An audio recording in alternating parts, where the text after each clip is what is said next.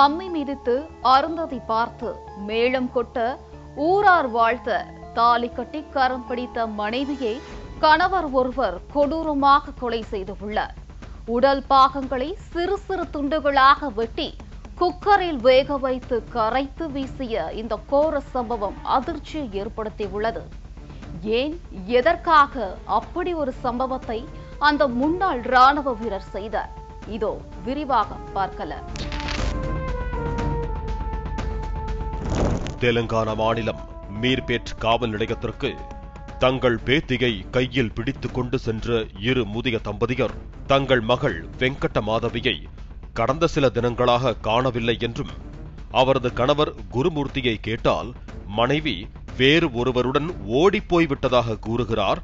தங்கள் மகள் அப்படிப்பட்டவள் அல்ல, சங்கராந்தி பண்டிகைக்காக 2 குழந்தைகளையும் தங்கள் வீட்டிற்கு அனுப்பிய பின்னர் இது நடந்திருக்கிறது என்றும் சுட்டிக்காட்டினர். உண்மையில் தங்கள் மகள் வெங்கட்ட மாதவி எங்கு போனாள், என்னவானாள் என்பது தெரியாத மர்மமாக உள்ளது. எப்படியாவது கண்டுபிடித்து தாருங்கள் என்று புகார் தெரிவித்தனர். காவல்துறையினர் வழக்கின் விசாரணையை வெங்கட்ட மாதவியின் கணவர் குருமூர்த்தியிடம் இருந்து தொடங்கினர்.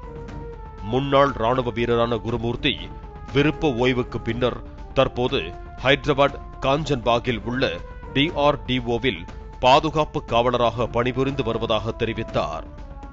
திருமணம் முடிந்து 13 ஆண்டுகளாகும் நிலையில் தனக்கும் மனைவிக்கும் எந்த பிரச்சனையும் ஏற்பட்டது கிடையாது என்று தெரிவித்த குருமூர்த்தி, கடந்த 17ஆம் தேதி வீட்டை விட்டு சென்ற மனைவி அவரது செல்போனையும் கையோடு எடுத்துச் சென்று விட்டதாக தெரிவித்தார். வெங்கட்ட மாதவியின் செல்போன் நம்பரை பெற்ற போலீசார் அதனை வைத்து செல்போன் சிக்னல்களை ஆய்வு செய்தனர்.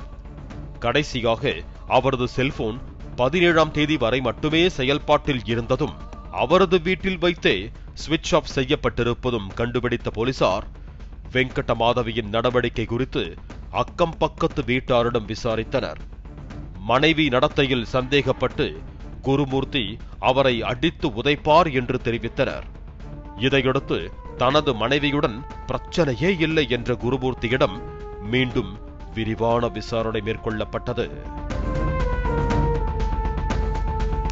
மாயமான பெண் குறித்தும் கொலையாளி குறித்தும் போலீசார் எப்படி துப்பு துளைக்க இருப்பார்கள் என்ற சந்தேகம் உங்களுக்கு எழலாம். எல்லாம் ஒற்றை செல்போன் கொடுத்த துப்புதான் இந்த கொலை வழக்கில் திருப்பத்தை ஏற்படுத்தியுள்ளது. குருமூர்த்தியின் வீட்டில் நடத்தப்பட்ட ஆய்வில் சுவிட்ச் ஆஃப் செய்யப்பட்ட நிலையில் வெங்கட்ட மாதவியின் செல்போன் கைப்பற்றப்பட்டது.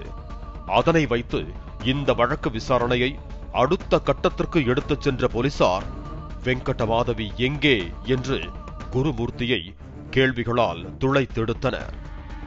போலீசாரிடம் தான் மனைவியை கொலை செய்ததாக ஒப்புக்கொண்ட குருமூர்த்தி மனைவியின் சடலத்தை அந்த பகுதியில் உள்ள ஏரியில் வீசியதாக தெரிவித்தார்.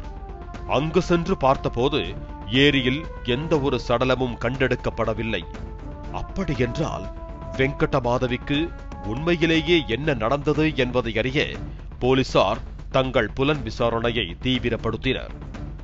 மனைவியின் சடலத்தை துண்டுகளாக்கி குக்கரில் போட்டு அவித்து கரைத்து ஏரியில் கொட்டிவிட்டதாக கூறி போலீசாரை அதிர்ச்சிக்குள்ளாக்கினார் குருமூர்த்தி. குடும்பத்தை பிரிந்து எல்லையில் நாட்டிற்காக கால் கெடுக்க காவலிருந்த குருமூர்த்தியா இப்படி செய்தது என்று தோன்றலாம்.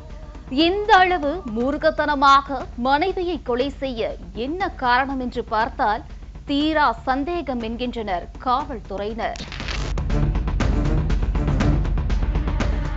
மனைவி குழந்தைகளை பிரிந்து குருமூர்த்தி ராணுவத்தில் இருந்த நேரம் வெங்கட்ட மாதவி தனது ஆண் நண்பர்களுடன் செல்போனில் பேசி பொழுதை கழித்ததாகவும், இதனை பலமுறை கண்டித்த அவர் ஒரு கட்டத்தில் ராணுவத்தில் இருந்து பணியை உதறிவிட்டு ஊர் திரும்பியதாகவும் கூறப்படுகிறது.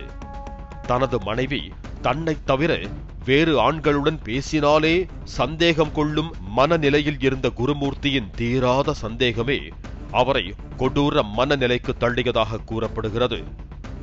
இதனால் தனது கட்டுக்குள் அடங்காத மனைவியை கொலை செய்ய கடந்த 6 மாத காலமாக திட்டமிட்ட குருமூர்த்தி யூடியூப் மற்றும் ஹாலிவுட் படங்களை பார்த்துள்ளார்.